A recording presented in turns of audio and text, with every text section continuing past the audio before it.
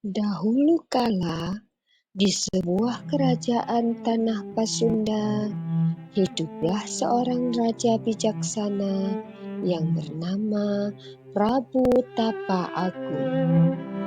Prabu Tapa Agung memiliki dua putri, yaitu Purbasari dan Purbararang.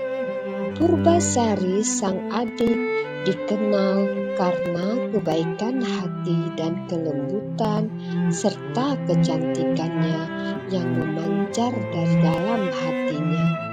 Sementara itu kakaknya Purbararang memiliki sifat angkuh dan iri hati, terutama kepada Purbasari. Melihat kebaikan hati Purbasari, sang ayah ingin mewariskan kerajaannya kepada Purbasari. Karena sang ayah merasa Purbararang tidak mampu menjadi seorang pemimpin kerajaan. Suatu hari, Prabu Tapa Agung memutuskan untuk melepaskan tahtanya dan memilih siapa yang pantas menggantikannya. Dia melihat bahwa Purbasari memiliki sifat-sifat seorang pemimpin yang bijaksana dan penuh kasih sayang, sehingga Prabu Tapa Agung memutuskan bahwa Purbasari yang akan melanjutkan tahta kerajaan. Namun keputusan ini membuat Purbararang marah dan tak rela melihat adiknya menjadi penguasa kerajaan. Dengan hati yang penuh iri dan dendam, Purbararang membuat rencana jahat untuk menyingkirkan Purbasari. Ia meminta bantuan seorang dukun sakti untuk mengutuk adiknya. Purbasari kemudian terkena kutukan yang membuat kulitnya dipenuhi dengan bintik-bintik hitam dan menjijikkan. Melihat kondisi adiknya yang berubah drastis, Purbararang menuduh Purbasari terkena penyakit berbahaya dan mengusirnya ke hutan jauh dari istana. Di hutan, Purbasari hidup dalam kesedihan, namun dia tidak pernah kehilangan kebaikan hatinya. Ia merawat alam sekitar dan bersahabat dengan hewan-hewan di hutan. Suatu hari, datanglah seekor lutung besar dan gagah yang disebut Lutung Kasarung. Lutung Kasarung tidak seperti biasanya lutung yang biasa. Ia sebenarnya adalah seorang pangeran bernama Sang Hyang Guruminda. Dia anak dari Dewa Kayangan yang sedang menjalani hukuman turun ke bumi dalam wujud seekor lutung karena satu kesalahan dari Kayangan. Saat bertemu dengan Purbasari, Lutung Kasarung merasa iba melihat penderitaan sang putri. Ia memutuskan untuk melindungi dan menemani Purbasari di hutan. Lutung Kasarung selalu ada di sisinya, membawa makanan, menjaga dari bahaya, bahkan membantu dengan cara-cara yang ajaib. Waktu berlalu dan Prabu Tapa Agung merasa rindu kepada Purbasari. Ia ingin melihat kembali putri kesayangannya. Namun Purbararang menantang niat tersebut dan berkata bahwa Purbasari tidak layak kembali ke istana karena kutukan yang membuat rupanya menjadi buruk. Namun Prabu tetap bersikeras untuk melihat Purbasari dan mengizinkan kembali ke istana. Purbararang lalu mengajukan sebuah tantangan.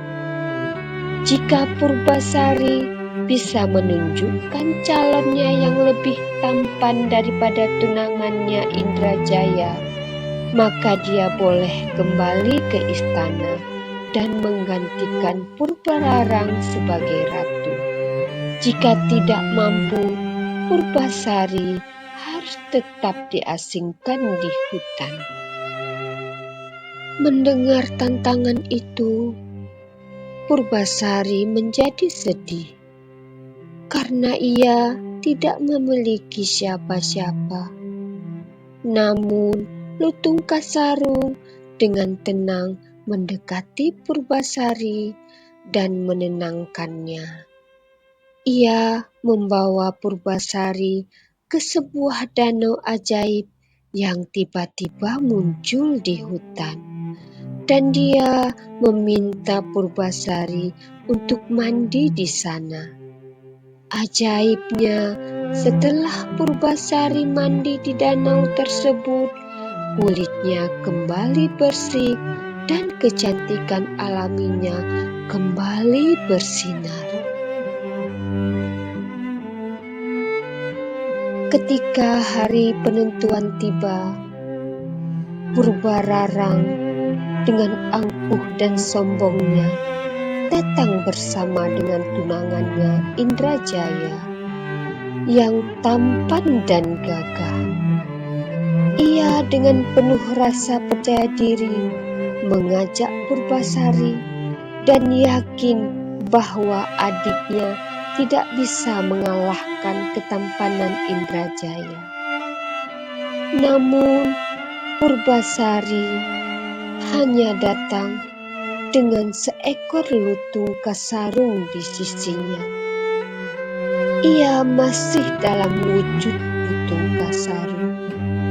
Hal ini membuat Purbararang dan semua orang-orang yang ada di istana tertawa terbahak-bahak. Namun tiba-tiba terjadi keajaiban.